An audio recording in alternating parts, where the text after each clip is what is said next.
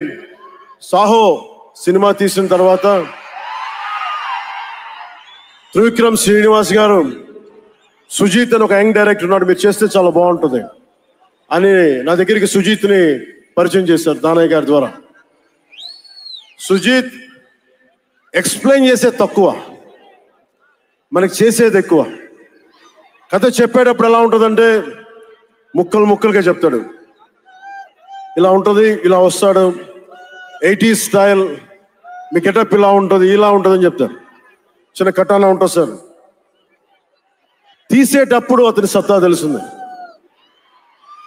మామూలుగా కాదు. అండ్ నేను ఈ సినిమాకి ఇద్దరే స్టార్స్, నాట్ పవన్ కళ్యాణ్.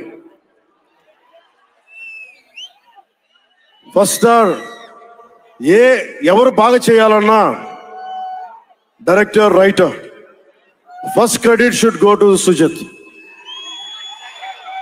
తర్వాత సుజీత్ తాలూకు డ్రీమ్ ని రియలైజ్ చేయడానికి the one and only Thaman. అతను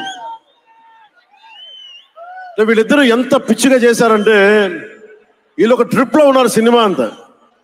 వీళ్ళ ట్రిప్ లో నన్ను కూడా లాగేశారు. ఎలా లాగారంటే నాకే తెలియదు. నేను డిప్యూటీ సీఎం అని మర్చిపోయాను నేను ఈ రోజున.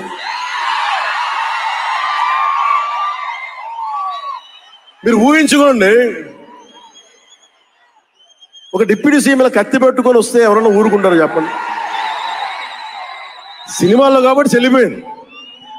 కానీ ఇది మన ఖుషీలో ఈ కటానాని నేను ప్రాక్టీస్ చేసిన కటానా ఫీల్ చూసి నాకు ఇది కావాలి, ఎలా చేద్దాం, దీని చుట్టూ ఒక చక్కటి కథ అల్లి సినిమాని మీకు రంజింపజేసేలా యాక్షన్ కట్ కానీ స్టైలైజింగ్ కానీ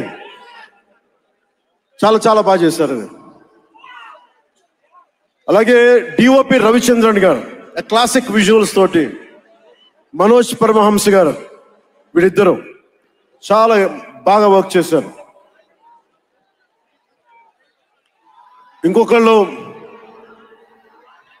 సువి పాటినారు కదా మీరు, ప్రియాంక అరుల్ మోహన్. ఒక 80s లో ప్రియాంకాజీ ప్లీజ్ కమ్.